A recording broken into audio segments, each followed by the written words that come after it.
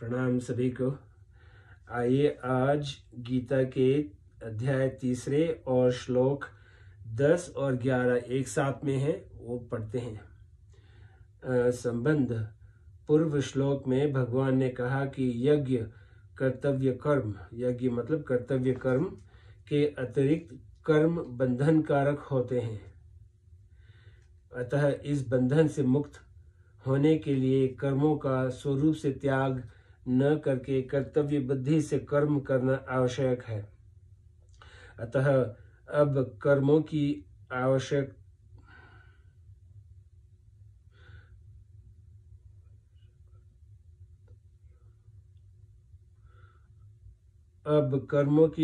कर्तव्यता को पुष्ट करने के लिए और भी हेतु बताते हैं। सह यज्ञ प्रजा सृष्टवा पुरोवाच प्रजापति अनेन प्रसविष्य ध्वमेश वस्त्विष्ट कामधुक देवान भावयतानेन ते देवा भावयन्तु व परस्पर भावयन्त श्रेय परम वाप्स्यस्थ। मतलब प्रजापति ब्रह्मा जी ने सृष्टि के आदि काल में कर्तव्य कर्मों के विधान सहित प्रजा मतलब मनुष्य आदि की रचना करके उनसे प्रधानतया मनुष्यों से मतलब कहा कि तुम लोग इस कर्तव्य के द्वारा सबकी वृद्धि करो और वह कर्तव्य कर्म रूप यज्ञ तुम लोगों को कर्तव्य पालन की आवश्यक सामग्री प्रदान करने वाला हो। अपने कर्तव्य कर्म के द्वारा तुम लोग देवताओं को उन्नत करो और वे देवता लोग अपने कर्तव्य के द्वारा तुम लोगों को उन्नत करेंगे। इस प्रकार एक दूसरे को उन्नत करते हुए तुम लोग परम कल्याण को प्राप्त हो जाओगे। व्याख्या। सह यज्ञ प्रजा सृष्टवा पुरोवाच प्रजापति। ब्रह्मा जी प्रजा सृष्टि के रचयिता एवं उसके स्वामी हैं। अतः अपने कर्तव्य का पालन करने के साथ वे प्रजा की रक्षा तथा उसके कल्याण का विचार करते रहते हैं। कारण कि जो जिसे उत्पन्न करता है उसकी रक्षा करना उसका कर्तव्य हो जाता है। ब्रह्मा जी प्रजा की रचना करते, उसकी रक्षा में तत्पर रहते तथा सदा उसके हित की बात सोचते हैं, इसीलिए वे प्रजापति कहलाते हैं। सृष्टि अर्थात सर्ग के आरंभ में ब्रह्मा जी ने कर्तव्य कर्मों की योग्यता और विवेक सहित मनुष्यों की रचना की है।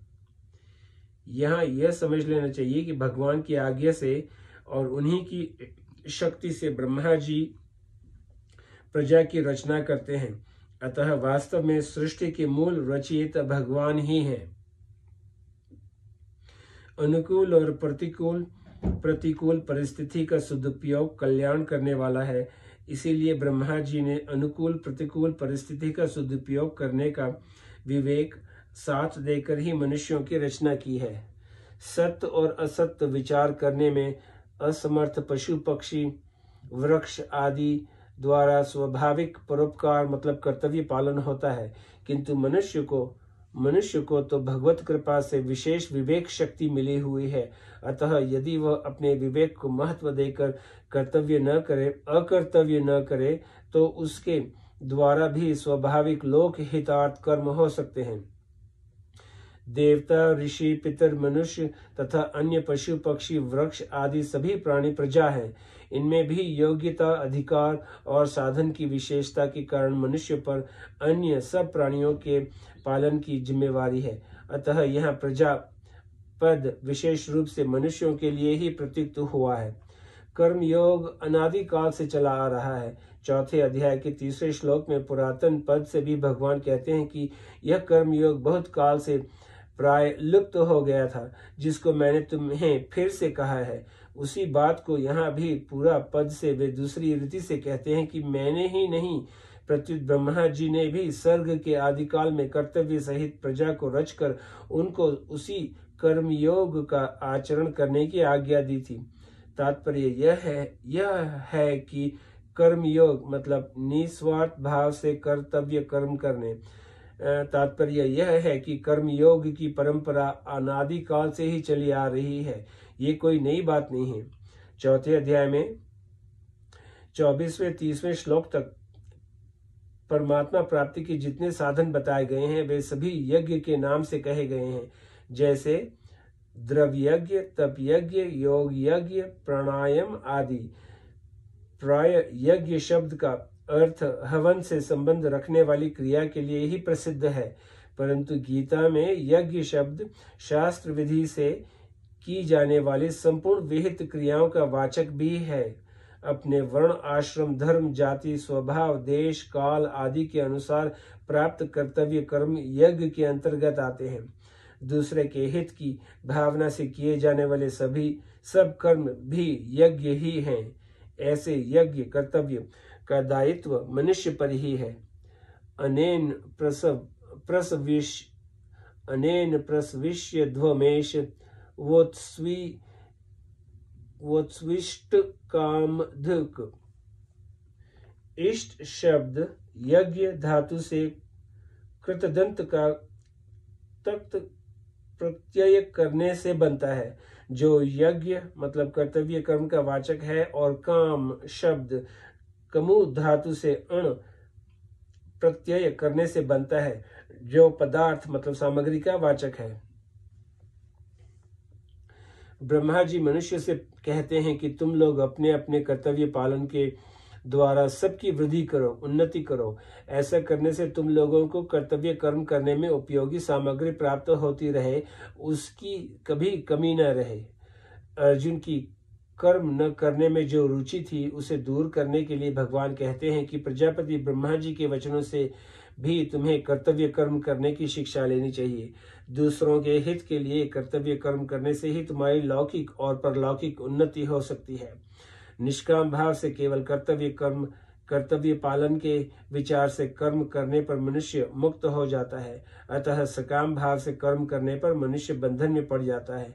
प्रस्तुत प्रकरण में निष्काम भाव से किए जाने वाले कर्तव्य कर्म का विवेचन चल रहा है, अतः यहाँ इष्टकाम पद का अर्थ इच्छित भोग सामग्री जो सकाम भाव का सूचक है लेना उचित प्रतीत नहीं होता। यहाँ इस पद का अर्थ है यज्ञ मतलब कर्तव्य कर्म करने की आवश्यक सामग्री।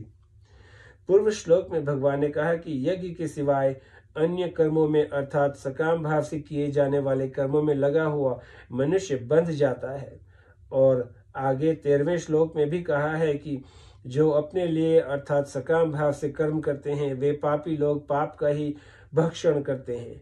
इस प्रकार पीछे के और आगे के श्लोकों को देखें तो दोनों ही जगह सकाम भाव के त्याग की बात आई है, अतः बीच के इन 10वें, 11वें और 12वें श्लोकों में भी सकाम भाव के त्याग की बात ही आनी उचित है। अगर यहाँ इष्ट काम पद का अर्थ इच्छित पदार्थ लिया जाए तो मतलब प्रकरण विरुद्ध होने के कारण दोष आता है, क्योंकि इच्छित पदार्थ पाने के लिए किए गए कर्म भगवान के मत में बंधन कारक हैं, अतः इष्ट काम पद का अर्थ कर्तव्य के लिए आवश्यक सामग्री ही है। कर्म योगी दूसरों की सेवा अथवा हित करने के लिए सदा ही तत्पर रहता है, इसीलिए प्रजापति ब्रह्मा जी के विधान के अनुसार दूसरों की सेवा करने की सामग्री, सामर्थ्य और शरीर निर्वाह की आवश्यक वस्तुओं की उसे कभी कमी नहीं रहती। उसको ये उपयोगी वस्तुएं सुगमता पूर्वक मिलती रहती हैं। ब्रह्मा जी के विधान के अनुसार कर्तव्य कर्म करने की सामग्री जिसको जो भी मिली हुई है वह कर्तव्य पालन करने के लिए उसको पूरी की पूरी प्राप्त है। कर्तव्य पालन की सामग्री कभी किसी के पास अधूरी नहीं होती। ब्रह्मा जी के विधान में कभी फर्क नहीं पड़ सकता, क्योंकि जब उन्होंने कर्तव्य कर्म करने का विधान निश्चित किया है तब जितने से कर्तव्य पालन हो सके उतनी सामग्री देना भी उन्हीं पर निर्भर है। वास्तव में मनुष्य शरीर भोगने के लिए है ही नहीं। एही तन कर फल विषयी न भाई, मानस। इसीलिए सांसारिक सुख को भोगो, ऐसी आज्ञा या विधान किसी भी सत्य शास्त्र में नहीं है। समाज भी स्वच्छंद भोगने की आज्ञा नहीं देता। इसके विपरीत दूसरों को सुख पहुंचाने की आज्ञा या विधान शास्त्र और समाज दोनों ही देते हैं। जैसे पिता के लिए यह विधान तो मिलता है कि वह पुत्र का पालन पोषण करे, पर यह विधान कहीं भी नहीं मिलता कि पुत्र से पिता सेवा ले ही। इसी प्रकार पुत्र, पत्नी आदि अन्य संबंधों के लिए भी समझना चाहिए। कर्म योगी सदा देने का ही भाव रखता है, लेने का नहीं, क्योंकि लेने का भाव ही बांधने वाला है। लेने का भाव रखने से कल्याण प्राप्ति में बाधा लगने के साथ ही सांसारिक पदार्थों की प्राप्ति में जो बाधा उपस्थित हो जाती है, प्राय सभी का अनुभव है कि संसार में लेने का भाव रखने वाले को कोई देना नहीं चाहता। इसीलिए ब्रह्मा जी कहते हैं कि बिना कुछ चाहे निस्वार्थ भाव से कर्तव्य कर्म करने से ही मनुष्य अपनी उन्नति मतलब कल्याण कर सकता है। देवान भावयतानेन, यह देव शब्द उपलक्षक है। अतः इस पद के अंतर्गत मनुष्य, देवता, ऋषि, पितर आदि समस्त प्राणियों को समझना चाहिए। कारण कि कर्मयोगी का उद्देश्य अपने कर्तव्य कर्मों से प्राणी मात्र को सुख पहुंचाना है। इसीलिए यहाँ ब्रह्मा जी संपूर्ण प्राणियों की उन्नति के लिए मनुष्य को अपने कर्तव्य कर्म रूप यज्ञ के पालन का आदेश देते हैं। अपने कर्तव्य का पालन करने से मनुष्य का स्वतः कल्याण हो जाता है। गीता। कर्तव्य कर्म का पालन करने के उपदेश के पूर्ण अधिकारी मनुष्य ही है। मनुष्य को ही कर्म करने की स्वतंत्रता मिली हुई है, अतः उन्हें इस स्वतंत्रता का सदुपयोग करना चाहिए। ते देवा भावयन्तु व, जैसे वृक्ष लता आदि में स्वाभाविक ही फूल फल लगते हैं, परंतु यदि उन्हें खाद और पानी दिया जाए तो उनमें फूल फल विशेषता से लगते हैं।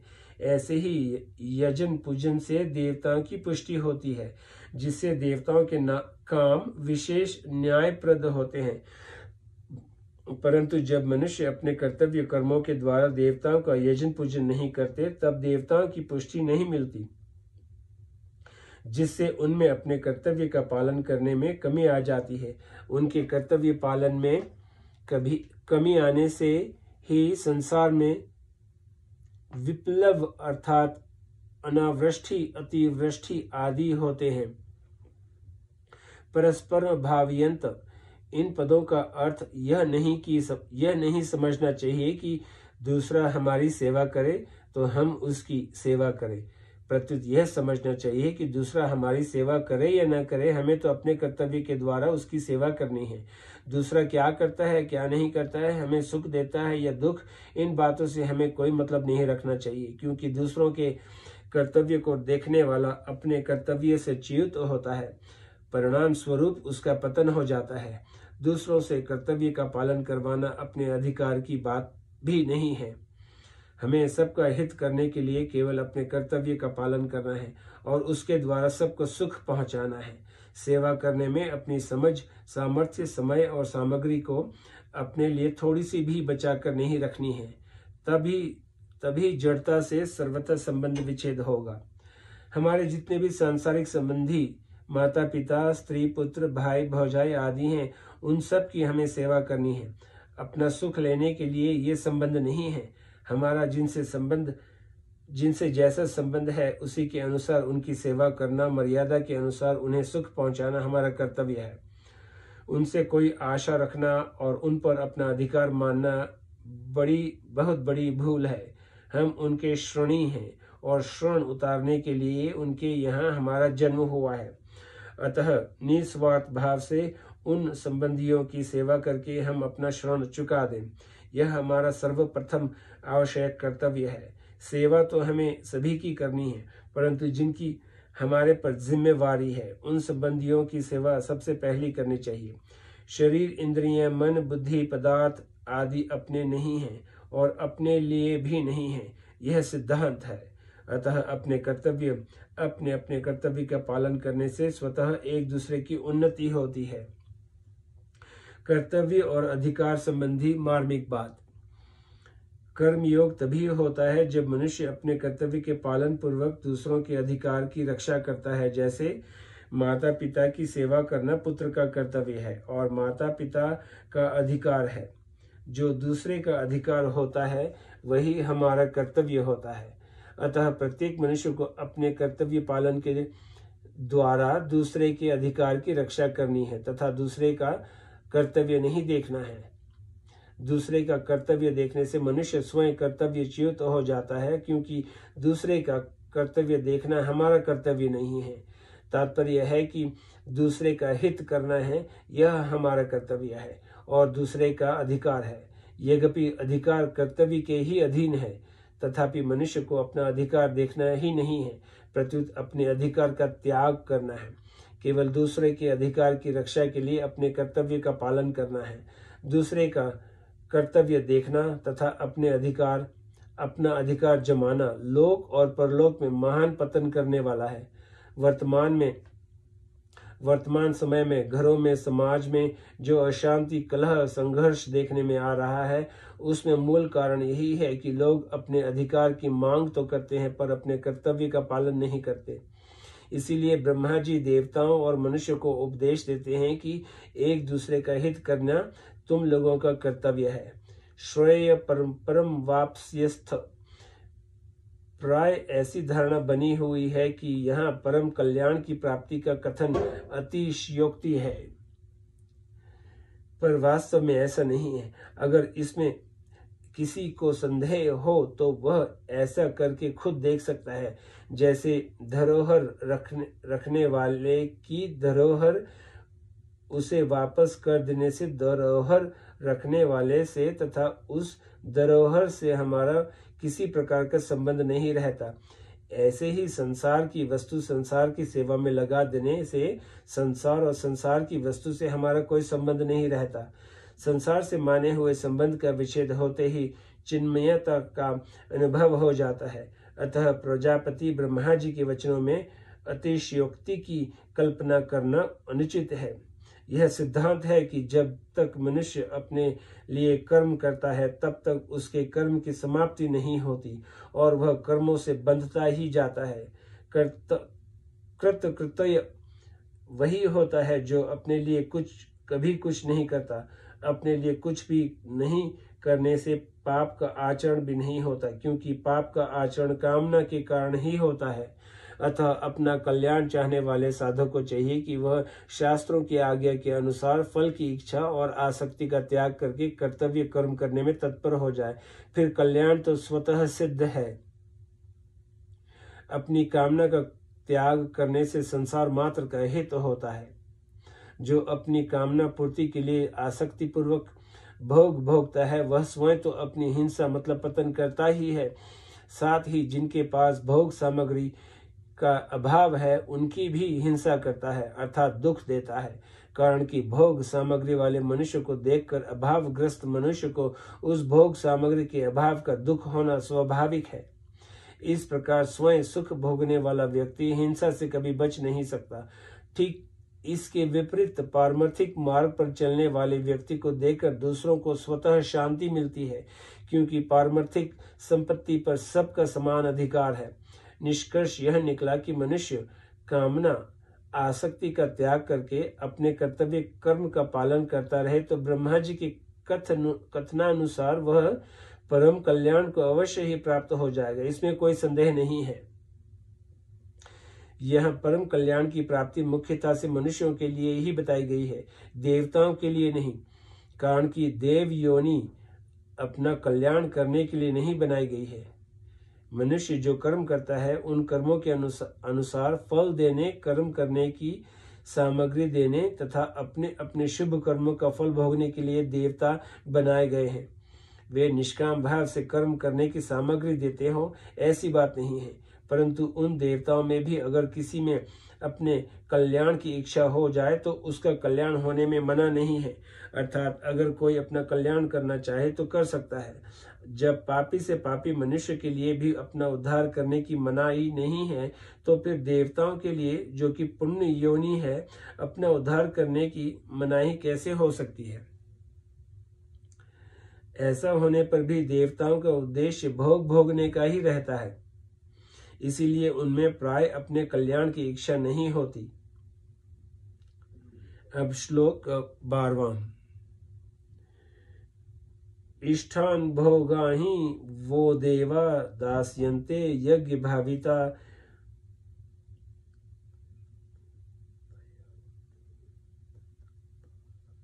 तैर्दत्तान प्रदायोभ्यो यो भुङ्क्ते स्तेन एव स।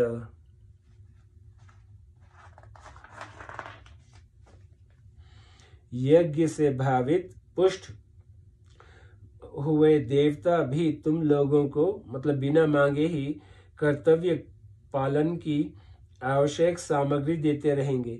इस प्रकार उन देवताओं से प्राप्त हुई सामग्री को दूसरों की सेवा में लगाए बिना जो मनुष्य स्वयं ही उसका उपभोग करता है, वह चोर ही है। व्याख्या। इष्ठान भोगाहि वो देवा दास्यन्ते यज्ञ भाविता। यहाँ भी इष्ट भोग शब्द का अर्थ इच्छित पदार्थ नहीं हो सकता, कारण कि पीछे के मतलब 11वें श्लोक में परम कल्याण को प्राप्त करने की बात आई है और उसके हेतु के लिए यह मतलब 12वां श्लोक है। भोगों की इच्छा रहते परम कल्याण कभी हो ही नहीं सकता। अतः यह इष्ट शब्द यज्ञ धातु से निष्पन्न होने से तथा भोग शब्द का अर्थ आवश्यक सामग्री होने से उपयुक्त पदों का अर्थ होगा। वे देवता तुम लोगों को यज्ञ मतलब कर्तव्य कर्म करने की आवश्यक सामग्री देते रहेंगे। भुज पालनाभ्य वहार्यो सिद्धांत कौमुदी। भुज धातु के 2 अर्थ होते हैं, पालन और भक्षण। यहाँ पालन अर्थ लेना ही उचित प्रतीत होता है। यहाँ यज्ञ भाविता देवा पदों का तात्पर्य है कि देवता तो अपना अधिकार समझकर मनुष्यों को आवश्यक सामग्री प्रदान करते ही हैं, केवल मनुष्य को ही अपना कर्तव्य निभाना है। तैर्दत्तान प्रदायेभ्यो यो भुङ्क्ते। ब्रह्मा जी ने देवताओं के लिए ते देवा पदों का प्रयोग किया है, क्योंकि उनके सामने मनुष्य थे, देवता नहीं। परंतु यहाँ एभ्य पद मतलब जो इदम शब्द से बनता है का प्रयोग हुआ है, जो समीपता का घोतक है। भगवान के लिए सभी समीप ही हैं। गीता। इससे सिद्ध होता है कि अब यहाँ से भगवान के वचन आरंभ होते हैं। आज अभी ये श्लोक के बीच में समाप्त करते हैं, फिर कल इस श्लोक के बीच से ही शुरू करते हैं। ये श्लोक है 12वां और अध्याय 3। शुक्रिया।